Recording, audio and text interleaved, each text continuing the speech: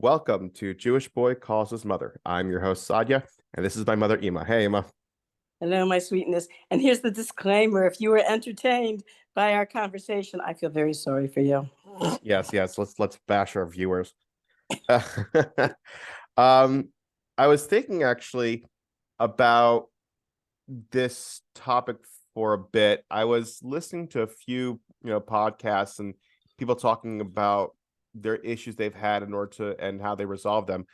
One of the things they talked about was being a people pleaser. Did you Ooh, ever consider yourself a people pleaser? Have you you stopped bet it? I have, man. You bet. Yeah.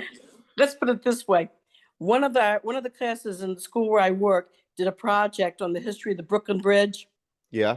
And I told the teachers there, oh yeah, the Brooklyn Bridge, I'm very familiar with it. I've bought it many times.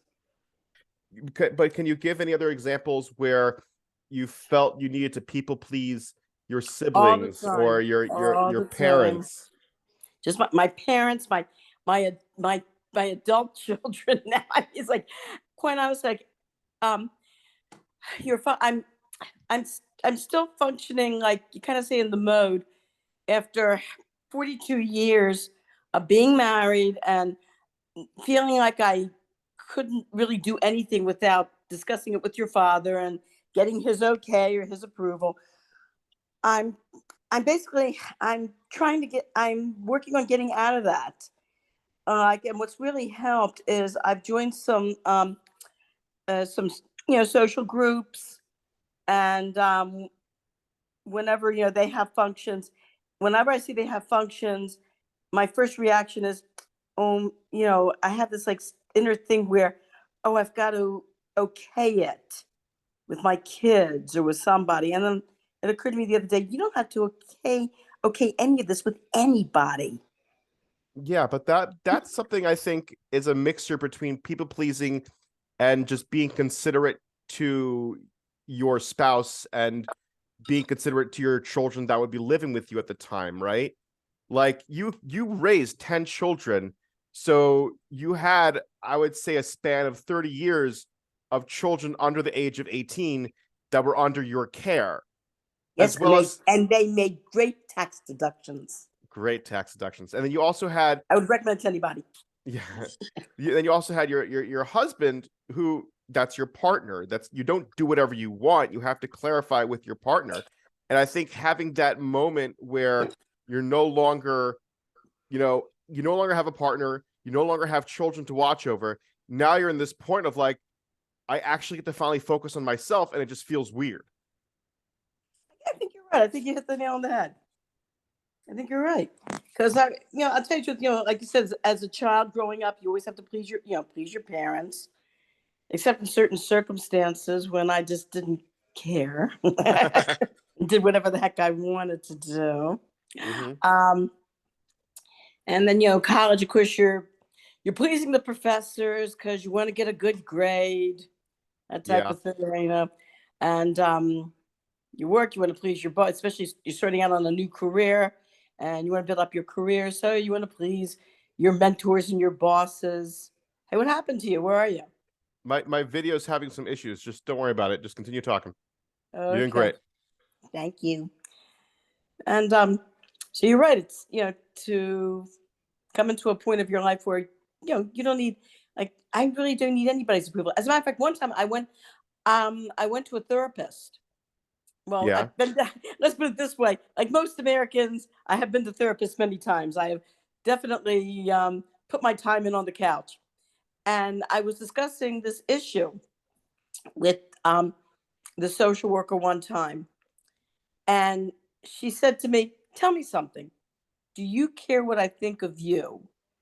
And I looked at her, I said, I don't give a blankety blank, blank, blank what you think of me. And she goes, okay, there. Uh, so that's the thing. That's what's kind of different. It's like Mhm. when you're with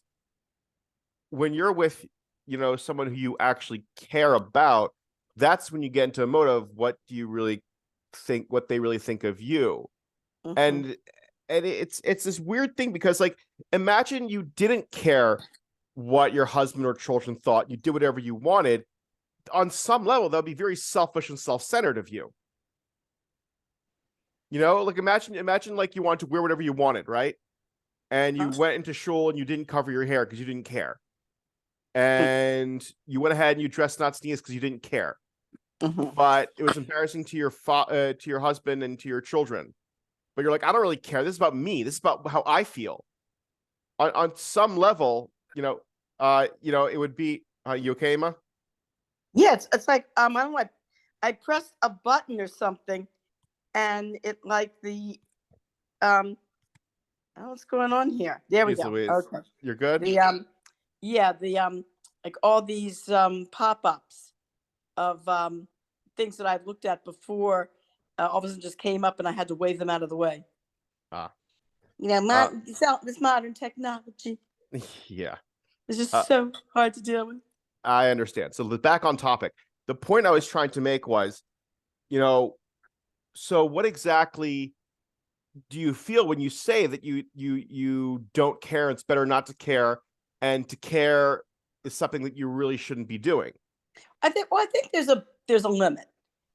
Um, like you said, well, as far as me dressing Sanias and covering my hand and everything, this is always this has never been a point of contention by I me and know, but your what if it father. This was was? something What we if it were. was though? That's It my point. what if it, I don't know. I tell you, I've never had that. I've never been in that situation. When it came to major, well, there was the thing when you were going to the first school we sent you boys to. Yes, I remember that. Yes, and that was not working at all.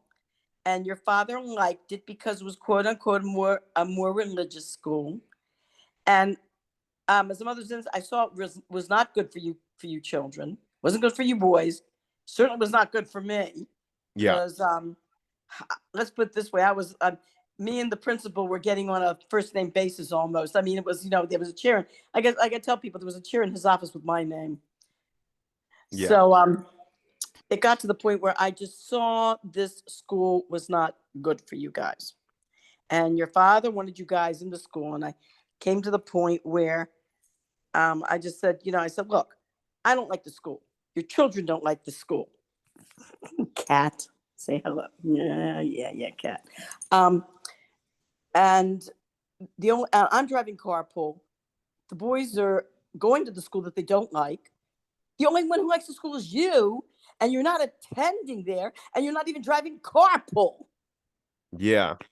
So, did we go into the podcast the story I about think how we I switched you guys? I think we've talked about that on different occasions. That was pretty funny. Um, So anyway, what happened was what broke the straw that broke the camel's back was when the school bought its building, and I was at Beis Yaakov buying the coupons at the time. There was a certain amount of coupons that parents had to buy because the school got, a certain amount of money from the businesses that sponsored these coupons. yeah, So I was standing in line to buy these coupons, and I hear the women talking, and they go, "Did you hear such and such school finally bought their building?" And I said, "Oh," I said, "Where is it?" And when they told me where it was, yeah. It was really which far out. You weren't going to deal with that. Yeah, I said, "That's it. That I'm finished." So I called your father to talk to him and tell him, "That's it. I'm finished. I'm taking the boys out of the school. I don't care what you think." And he did not answer. I guess he was busy at work. He could not answer his phone. And I got the voicemail. And I said very sweetly on the voicemail, "Did you hear the news? Such and such school has bought their building. Guess where it is? It is," and I named the street. And then I said in a deeper, more serious voice, "I'm taking the boys out of there today and putting them in, named the other school that I was going to put you guys," and hung up. I ran to the other school. I got the application forms, everything, the medical forms, everything I needed, ran to the ran home, got the checkbook, got your social security cards, ran to the pediatrician. He, filled out the papers, ran back to the school, signed the deposit check, handed in the papers, did it all in 2 hours. yeah. We talked about this on a previous Yeah, podcast. We went right. into detail. So So no, but the funny thing was there was another one. There were other women Yes, you in the mentioned this before in the community previous when they podcast. heard about this. Yeah, they could. How did you really do that? How did you do that? I said, how did I do that? I just went to the school. I got the application forms. I filled everything out and sent it, and just brought it in. That's all. So one woman says, "Oh, that's right. I forgot. I have to tell my husband that I switched the boys to the other school." So I said, "When do you intend to tell him?" She says, "When he's about to drive carpool, I'm going to come out of the house and tell him, oh, by the way, don't take the boys to this school. They're no longer enrolled. Take them to the other school. And I'm going to run into the house and shut the door and lock it." This brings me to my next question. When is violence the answer? Oh, all the time, of course. I mean, violence is only the answer if you are bigger and stronger than the other person. Yeah. It's like everybody wants to, I don't know. I feel like everybody wants to be on some kind of level where there isn't a need for violence, there isn't a need for peace. I think people are really trying to get like into that mode, but it's kind of frustrating when you're like, you don't understand. There are other people that do not care and want you dead. And I'm talking about like, there was a story of this one woman who this robber like killed her husband and like went through the prison system, and she wanted to do this whole I forgive you thing, and she forgave him and gave him a job where I think she worked at, and he murdered her. He killed Oh her. my God. So it's just like all these things where it's just like, no, you shouldn't, you really, and it's so insipid. It's so ridiculous. There's a difference between though forgiving inside of yourself and dealing with reality. And Yeah. I think that's unfortunately, I think there are a lot of people in our society who unfortunately learn the hard way, like Or this don't woman learn did. at all. Yeah, that She didn't learn it. She you just died. you I know you can forgive somebody in your heart so that you are not carrying. So you let's put it this way: so you're not carrying around a boulder, so you're not carrying a boulder inside you, so that you can go on and live your life and not be not not conduct your life as an angry, bitter individual. Yes. Okay, that's forgiving someone within yourself, but to actually contact someone who you know is dangerous, like that, who has murdered somebody. I mean, that is really no. You got to deal with reality, and I think that's one of the problems with a lot. I see we don't like this to get political, but I think it's one of the problems with a lot of liberals is that the Their heart's laws in the right place, but they just don't understand the laws level. that we have seen, like the bail reduction laws, the the very lax, not tough on crime laws that they're conducting, and you see the results. The result is that crime is increasing tremendously in these areas where they're not actively prosecuting criminals, where they're not working to basically keep them locked up, to keep them off the street. And they're doing it like, forgive and that type thing, and you've got to, if not dealing with reality, like in the case of this woman, can be fatal. Yeah. Actually, there was a book that for a while, I don't know if it still is, but for a while was actually required reading in some of the high schools. I don't know if you ever heard of it. It was one of who was the man's name? Paul Zind, I think was his name. He wrote a number of books about teenagers dealing with dysfunctional home environments. Okay. And one of the books that he wrote was called The Pig Man. And it's about these two teenagers, this boy and this girl, and this elderly man who they I'm not going to go into details how they meet up. I mean, there's nothing wrong with it. It's all totally G-rated. Yeah. The whole book is, there's nothing, nothing even R-rated about it. It's all, a G-rated book. But they meet up with they meet this old man, and they all form like a bond with each other, they make a relationship, and they start living this almost like fantasy life, like these two teenagers that are from these dysfunctional households start to like pretend like he's like their father. Yeah. And he was married, his wife died, and he won't even admit his wife died. He tells the kids, oh, she's visiting her sister in California. Okay. So what happens is there's a series of events that happen in the book where the end of the book, they're all forced to deal with reality that he's not their father. Unfortunately, they're from very dysfunctional homes, unloving homes. It's really sad. And he has to deal with the reality. He finally comes to reality that his wife is not visiting her sister in California, that she's dead. And the result of that is that at the end of the book, he dies of a heart attack. Oh, wow. And the young man who's writing in this book, who I think the book is in first person.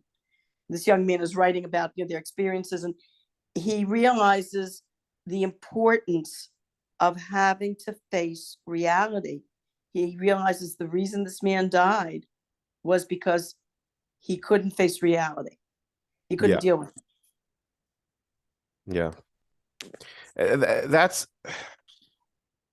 something that for me, I had to go through, I guess, in my early 20s, where I don't know what it was, but like in my early 20s and in my teens, there was this feeling where like I wasn't understanding reality. Like there was almost this level of impulsiveness that I had where I wasn't really, I guess, thinking I guess it's like maybe it's like I guess a young adult thing where you're not thinking of other people. You're kind of on this selfish like rampage of I'm focusing on myself, focusing on what I want. And then in my like mid 20s, I started understanding like, oh, this is inappropriate behavior. I shouldn't be doing this. I shouldn't have done this. I shouldn't have done that. And then like reality started really sinking in regards to what I should be doing and how I should be acting and taking responsibility for my actions. Well, I think in a certain way that's normal. Yeah. Because as a teenager and in your early 20s, of course you're functioning in selfish mode because hey, there's you're I don't know, it's like that's why people shouldn't get married too young. Yeah. Because you need at that point, that's what you're supposed to do. At that point, you need to focus in on yourself. You need to find out who you are. And I think I remember when I was in college, one of the problems that our society had at the time was that you had a lot of middle-aged people. Of course, they called it middle-age crisis. That's what they called it, but there really is no middle-age crisis. It's a fallacy. There is no middle-age crisis. It's just an excuse for people being selfish. But what happened was you had people like in their 40s who felt that they like never had a chance to really let loose and live. Yeah. And be a kid. A lot of them, were getting their, trying to get a good education, going to college, then getting their careers together, then getting married, starting a family. And a lot of these people, it was really sad. There was like a whole rush of divorces because you had this whole thing about middle-aged people saying, I never had a chance to find myself.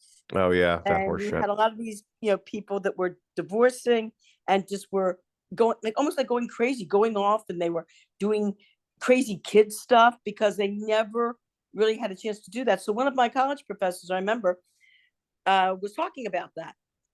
And he said, your late teens, early 20s, this is the time to let loose and find yourself, have fun, find yourself. And he says, because if you don't do it now, he says, you're going to wind up doing it when you're 40 and married and have a family. Yeah. And because he was commenting on that because there was a lot of that was going on. Yeah. I mean, that still happens today. And I've dealt with people that like were always talking about like, oh, they didn't have a good childhood, they didn't have good teenage years, and their early 20s, they had to go ahead and do, this, that, and the other, and therefore they have to sow their wild oats now, which like I understand. I understand. And as for me, I guess I'm being inconsiderate because I did it at the appropriate time, Hmm. and I think that's why it's so important to sow your wild oats at the appropriate time. Because I know somebody who, not one person, multiple people who came from strict backgrounds, strict families, stayed on the straight and narrow for many, many years, and then finally snapped and broke and just went haywire. And they went haywire at 30 or 40 or 50, and they made all sorts of excuses as to why they did it. But the reality was because they wanted to, because they felt they missed an opportunity and they're trying to relive something that doesn't exist. Hmm. And that's where like I get kind of annoyed at that. I think it's kind of silly, but I'm only saying that because I did whatever I did when I was younger, that now at almost 35, I don't care. I'll settle down. Who cares? Like, it doesn't bother Hmm. me. I'm not freaking out at like, even though technically now I'm at like the beginning of middle age, I'm not worried about it. It's a little shocking to me at middle age. It's a little bit of a, You're it's not middle age. You still spring chicken, man. Middle age doesn't start till 45, no, 50, no. 55, 60, 65. Cute. Yeah. But you mentioned before, though, about we were talking before about basically being a people pleaser, and like you said, well, there to a certain extent, yeah, you do have to think of the opinions of people around you to a certain extent. But I'm talking about, for example, one of the frustrations I felt I had was I remember telling a friend of mine, um, I have so much responsibility. I wish that I could, drop the kids at a sitter and just go to the park and sit in the park for a while and just read a book or just go swimming by myself or something. And she said to me, she goes, you just, there's no reason why you can't do that. Yeah. But it was one of these things where I felt like, no, before I do something, I've got to clean the house. I have to do this. I have to do that. I have to, and there was one time that I finally got to the point where I said, you know what? I'm going to do that. I'm going to drop the kids off at a sitter. I'm going to go swimming at Beis Yaakov pool. And I did that. And I remember driving back after swimming, but just by myself, just relaxing. I said, oh, I felt so good. I feel so much better. I took that little time off for myself. Now, what I'm talking about is, you know, like you said, like not big things, but little things that I should have done just to relax for, just to relax and enjoy myself a little bit. And instead it was, oh, I got to do this. I got to do, it's okay to take a day off occasionally But the other and to thing, just forget the house and forget, responsibility just for one day and, leave the kids with a sitter and just, do something just fun for the day. no, I agree with that, but that kind of leads me to my next question I was going to ask you. Because I know I get this feeling sometimes when I have spare time, I feel like I need to have something productive to do. I know what you're And talking about. Yep. like, where does that come from? And like, maybe it's a good thing or maybe it's a bad thing because, like I get moments where it's a Sunday or a Friday or it's Shabbos and like I technically should really be doing nothing and trying to decompress. And I'm like taking care of the dishes, taking care of the laundry, running around for this, doing that, and that's something that like I was wondering, what about you? What's your perspective on that? It's a bit, for a joke, I was about to say to you, oh, it comes from your Jewish mother's upbringing.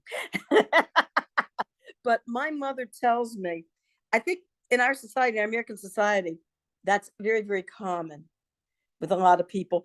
But my mother tells me, my mother struggled with obesity. And she admitted to me that one of the reasons she knows she struggles with obesity, she struggled. She's not longer in this world. She's no longer struggling with obesity or anything else right now. But She's just skin and bones. uh, she's Just She's bones. she's in Shammai, just enjoying the Yes. basking in the Shekhinah. So she said that she had these European parents, and her mother, of course, her mother grew up in Tsarist Russia, where they never, especially girls, never got an education. And the Tsarist government also wanted to make sure that the lower classes did not have an education. So her mother had no appreciation of actually reading. So she said that my mother, when she would see my mother with a book, like reading a book, what are you reading a book for? There's work to be done in the house. Wow. And the only time she would not bother my mother to do work was if she saw my mother eating. Because she was happy when my mother was eating, because, my bubby grew up in Russia. They almost starved to death. So she's happy there in a country where at least there's food, and her kids are eating. And so my mother got that conditioning that as long as she was putting food in her mouth, She was fine. she was at peace. And Yeah. she said, besides the fact that, with this is true, like European parents who come from very, very poor backgrounds, and this is true also of friends of mine whose parents were Holocaust survivors, that they you can't leave food on your plate. Yeah. It can't be like, you have to eat everything on your plate, whether or not you're full. You got to eat it. And my mother was that way with us too. Like, why are you leaving so much food on your plate? Well, I'm full. And go, what am I going to do with it? I don't want to throw it out. Oh. And your father had the same problem in his house. And your father and I came to the point where we said, you know what? When we're full, we don't have to rescue the food. It took us a while to get ourselves out of this conditioning. And I remember one time your father and I were eating, and your father put down his fork and he said out loud, I'm full. I don't have to eat anymore. I don't have to rescue the food. Mm. Yeah. It's I get that feeling when like for me, food is like another level of pleasure where like I used to eat only for fuel. I used to only eat because it gave me energy. I like wouldn't really give into my sweet tooth. I wouldn't really give into it. And I guess as I got older, I just got convinced to just let that go. And that now there's a level of it where I eat for pleasure. And I know if someone listens to this, they're not going to either understand or be wondering like what's going on. But like growing up in the house and learning Hasidus and learning about discipline and avoiding physical pleasures, like even though I gave into other pleasures for sure, but food was something that I felt I didn't have to give into. Mm-hmm. And then at some point I just kind of snapped, and I haven't gotten back since of the whole like no, I could resist food. Now it's like I don't care, I'll just have a candy bar, fuck it, like whatever. But one of the things I wanted to talk about also was when you were in college, and I'm not talking about the sociological situations in college, I'm talking about like the physicality of it all. What kind of fads were you and your friends into? So really good fads. Like, yeah, bell-bottom jeans, make sure I had this kind of hairdo, and make sure this was cool and that was cool. And not so much college, you might say. That's really, something that's more high schoolish. I Yeah, high school. guess. The high schoolish thing is more, Oh, okay. Well, and one of the things that were going around in college was people were into army stuff. Even though Oh it's so funny. yeah, It was the age we were demonstrating against the Vietnam War, yeah. and there were kids on campus that were, you could go to what was it? It was Sonny's. I think Sonny's Surplus it was called. Yes, I think it's still And around. oh, it is. I don't So know. I remember going to Sunday Surplus. I remember I needed a knapsack. I wanted a good knapsack because I had a lot of stuff I was carrying. Yeah. And I really need a good knapsack. So I figured, what knapsack could be better than an army knapsack? Oh, And so for I went to sure. Sunday Surplus. I got an army knapsack. I had friends of mine that were wearing stuff like, combat boots, army fatigue, stuff like that. there was uh when I was in high school. When I was in high school, the big thing among girls was it was during the time it was during the time of Peter, Paul, and Mary. Okay. And Mary Travis had this very, very bone straight hair. Hmm. And that became I think it was in junior high school or something, that became the vogue. That very, very bone straight hair. And if you had curly hair, oh Mm. no, oh man. So I was doing all sorts of things to straighten it. We were ironing when my mother would do the ironing on Thursday.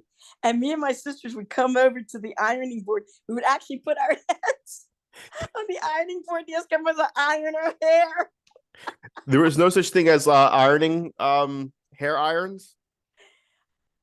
I don't know, but there was actually an article in the newspaper that was written about it. That's how we got the idea, showing a girl, with her head on the ironing board, and the girls were ironing their hair to get it straight. And so I didn't even think about buying a hot iron. Yeah. I'm trying to think. Did they have? I don't read. Something. There's a lot of very convenient hair things that came later. Like I remember, I don't remember anybody having blow dryers until after I graduated college. People didn't have blow dryers. You had these dryers with these bags that fit over your head in a hose. These electric dryers. They were small electric dryers. And it would take 45 minutes for you to really dry your hair. So what we used to do was we had these big rollers. They were called beer can rollers, huge rollers. And we would put our hair in these big, huge, one of the things we do, big, huge rollers. And we would, when they were wet, your hair was wet, you put them in these big rollers. And then you would take one of these hair dryers with the nozzle in the bag. You would put the bag over your head. You would lay down on your bed like to read a book, and most like, cat, please. Oh, come on, nice. And what would usually happen is you'd fall asleep. You'd fall asleep under the hair dryer and wake up like an hour later, and your hair was nice and dry now. But the first time I saw a blow dryer was when I was in my junior year. I went for a 2-week trip to Italy, and for some reason in Italy they had these hand blow dryers. I didn't see too many in the United States, but I saw it in Italy. And one girl in particular that she was from Canada. She was a voice student that was staying in the dormitory where we were staying. I remember when knocking at her door, I had to ask her something about I forgot what it was. And she came to the door and she had this hand dryer. She just washed her hair and she had this hand dryer and she was blow drying her hair. And I said, "What, you mean you can actually wash your hair and then take a blow dryer and have it all dry and styled within like 10 minutes?" She said, "Yeah." That's awesome. And I love it. because in my day, you had to do one of two things. Either if you had time during the day, you did what I said with the bag over your head and the big beer can rollers, or you would wash your hair the night before. And what I would do is I would put it in a ponytail, roll the ponytail into one of these big beer can dryers, fix it with these big bobby pins, these huge bobby pins, and I would sleep that way. Oh And when I wow. woke up in the morning, I would take out the ponytail, the beer can, and my hair was nice and straight and smooth. But I had to sleep with it Oh because we did not have that. I don't remember anybody having these hand blow dryers until like years later after I graduated college. yeah, probably. We have like 5 minutes left. I have one more question, but I really think it'll be like a good long question. When you were a kid, what made you realize you were poor? My father always told us that. Yeah, I think so too. I think that too, like growing up, but like there's some kind of, I don't know. my, It's like, my father always told us that. He said, we can't afford this, we can't afford that. He said, so when I remember my mother getting mad at him one day and said, "Will you stop telling the kids we're poor, we're poor, we're poor, we're poor?" And so he says to her, "But well, we sure aren't rich." But I remember one time there was I invited this little girl, my cousin. That guy must have been like fourth grade maybe, and I invited her after school to come to my house to to play, to hang out.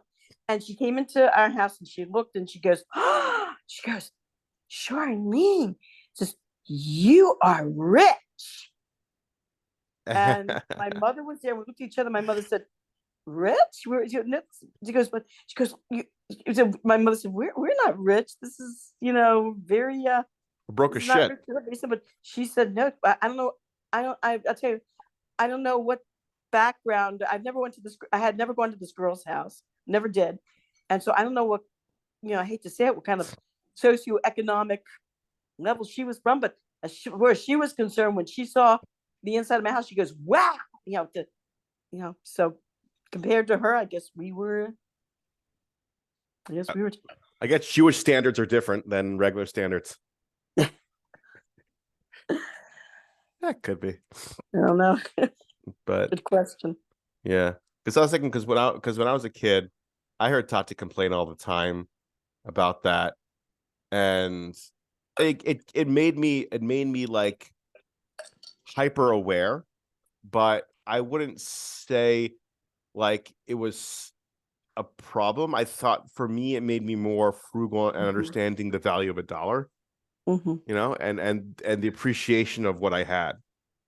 That's good. That's really good. Yeah, I don't know. I hear all these stupid Instagram posts and these dumb things on YouTube about like just using the word traumatic stories and how horrible your childhood is and how traumatic it is and how you have to work so hard to fight against it because of all the horrible traumatic abuse and all of that. I'm like, shut up. I don't care.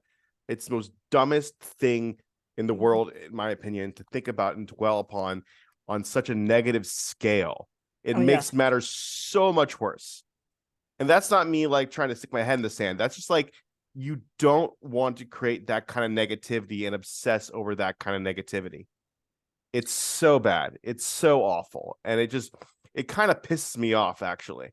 That's why I skip those videos, or I skip those clips, or I skip those Instagram posts that talk about it, because you're like, shut up. Just shut your stupid mouth.